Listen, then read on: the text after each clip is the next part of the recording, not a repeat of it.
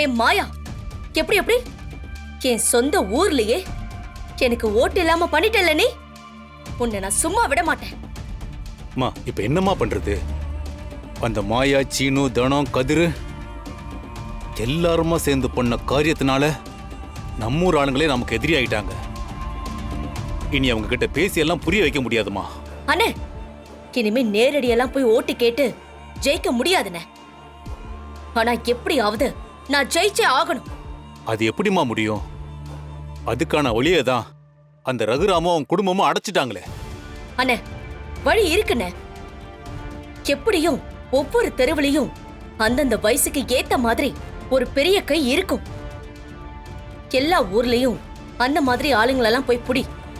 அவங்க எல்லாரையும் நம்மளோட ரெசார்ட்டுக்கு கொண்டு வந்துரு. எல்லாருக்கும் தண்ணி பாத்தி பிரியாணி எல்லாம் போட்டு அவங்கள குஷி ஆக்கி செலவுக்கு காசும் கொடுத்து நமக்காக அவங்கள ஓட்டு போட வைக்கணும்னு. அவங்க மட்டும் இல்ல, அவங்க வீட்டுல இருக்கிறவங்களையும் ஓட்டு போட வைக்கணும். அந்த மாயா சாதாரண ஆள் இல்ல, அதனால அவகிட்ட ரொம்ப ஜாக்கிரதையா இருக்கணும். ஆரம்பத்துல இருந்தே அவதான் எனக்கு ரொம்ப பெரிய பெரிய தொல்லைலாம் கொடுத்துக்கிட்டு இருக்கா. நம்ம பண்ற விஷயத்த அவ அந்த ஜானகிக்கு சாதகமாக்கிக்கிட்டே போறா. நம்ம காசுல அவ பெரியம்மாவ விளம்பரப்படுத்துறானே, அதுக்கு நம்ம இடம் கொடுக்கவே கூடாது. புரியுதுமா? எப்ப அந்த கிணறு மேட்ரியே இவ்வளவு நேக்கா பண்ணாலோ அவளை பத்தி புரிஞ்சிருச்சு. நான் பாத்துக்கிறேம்மா. நான் எப்படியாவது அந்த ஜானகியை ஜெயிச்சு தீரணும்னே. அது மூலமா அந்த ரகுராம் முகத்துல கரிய பூசணும்னே.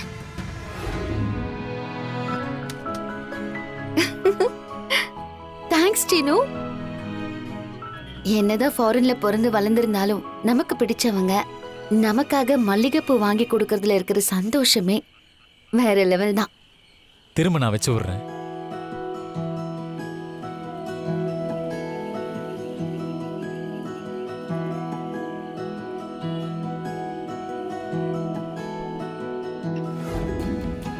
மல்லிகைப்பூவையும் தாண்டி ஏதோ ஒரு வாசனை வருது. ஏய், அதெல்லாம் ஒண்ணும் இல்லையே. டேய் திருட்டு பையலே, நீ வேற ஏதோ ஒரு வேலையை பண்ணிருக்க. என்னன்னு காட்டுறா. ஏய், அதெல்லாம் ஒண்ணும் இல்லன்றேன். சரி வா, நம்ம வீட்டுக்கு போலாம். இல்ல இல்ல இல்ல, கையில என்ன இருக்குன்னு காட்டு. ஒண்ணும் இல்ல. காட்டுறா. ஏய் சீனு, அது காட்டு.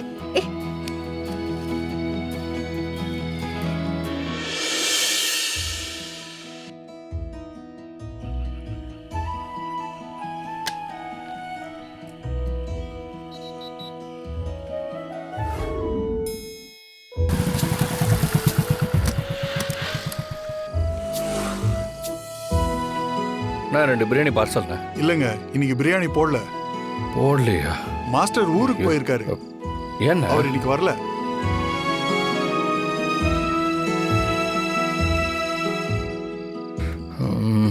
என் பொண்டாட்டி ஆசைப்பட்டு கேட்டுட்டா. இன்னைக்கு எப்படியாவது பிரியாணி வாங்கிடணும்.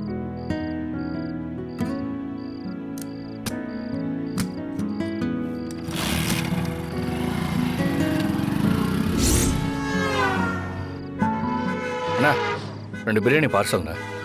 இன்னைக்கு பிரியாணி மாஸ்டர் வரல சார். என்னண்ணே எல்லாருமே மாஸ்டர் வரலங்கிறீங்க? வரலன்னா என்னங்க பண்ண முடியும்? ஏன்னா மாஸ்டர்லாம் ஸ்ட்ரைக் எதுவும் பண்ணுறாங்களா? அதெல்லாம் எதுவும் தெரிலங்க. வேற கடை ட்ரை பண்ணி பாருங்க. அண்ணா 2 பிரியாணி பார்சல்ண்ணே. அண்ணே பிரியாணி மாஸ்டர்லாம் இன்னும் வரலண்ணே. வரலையா? ஆமாம் வரல. சரி ஓகே. என்ன எந்த கடையில் கேட்டாலும் பிரியாணி இல்லைங்கிறாங்க. இது பிரியாணிக்கு வந்த சோதனையா? இந்த கடையிலாவது கேட்டு பார்ப்போம். 2 பிரியாணி பார்சல். பிரியாணி இல்லப்பா, பரோட்டா, முட்டை தோசை, கல் தோசை எல்லாம் இருக்கு. இங்கேயும் இல்லையா? ஏண்ணா பிரியாணி இல்லை? மாஸ்டர் வரலப்பா, அதான் பிரியாணி போடலை. என்னண்ணா எந்த கடையில் கேட்டாலும் மாஸ்டர் வரலங்கிறாங்க. தம்பி பரோட்டா போட சொல்லவா? இல்லை வேணாம் சார். என்னடா அது? ஆனால் ரொம்ப நாள் கழித்து ஆசைப்பட்டு பிரியாணி கேட்டிருக்கா. அதான் வாங்கி கொடுக்கலான்னு பார்த்தா இப்படி சொதப்புதே. அண்ணே இன்னைக்கு ஒரு நாள் ஆள் அனுப்பி வைங்கண்ணே. இந்த குரலை எங்கேயோ கேட்ட மாதிரி இருக்கே. அப்படியெல்லாம் அனுப்ப முடியாது தம்பி. அப்புறம் நாங்க கடையை பூட்டிட்டு போறதா? இந்த ஆள் இங்க என்ன பண்றான்? வர்றவங்க கிட்ட எல்லாம் பிரியாணி இல்லைன்னு எப்படிப்பா சொல்லி அனுப்புறது? இன்னைக்கு எவ்வளவு விசேஷம் இருக்கு தெரியுமா? நீ பாட்டுக்கு மாஸ்டர் கூட்டிட்டு போயிட்டேன்னா எப்படிப்பா? இன்னைக்குள்ள வருமானத்தை நான் தர்றேன்னு சொல்றேன்ல, அப்புறம் என்னண்ணே? உங்களுக்கு தேவை என்னண்ணே? வருமானம் தானே. வருமானம் தேவைதான் எனக்கு.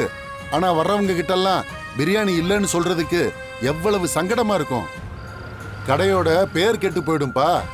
இன்னைக்கு ஒரு நாள் இல்லைன்னு சொல்லிட்டா நாளைக்கு யாரும் வரமாட்டாங்களா உங்களுக்கு? ஆமா, திரும்பி வரமாட்டாங்க. இன்னைக்கு இந்த வியாபாரத்தை நீ பண்ணிட்டு போயிடுவ.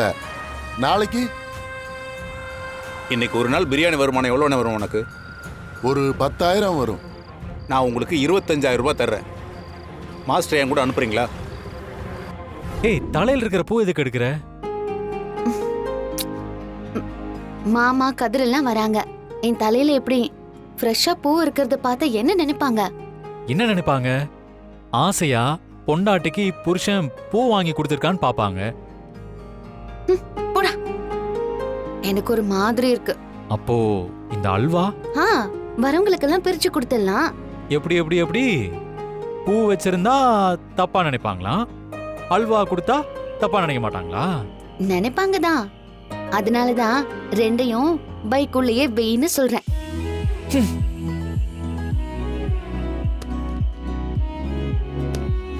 கதிர் எதுக்கு நம்மள வர சொன்னான்னு தெரியலையே. வந்தா தெரிஞ்சிட போகுது, வெயிட் பண்ணுவோம்.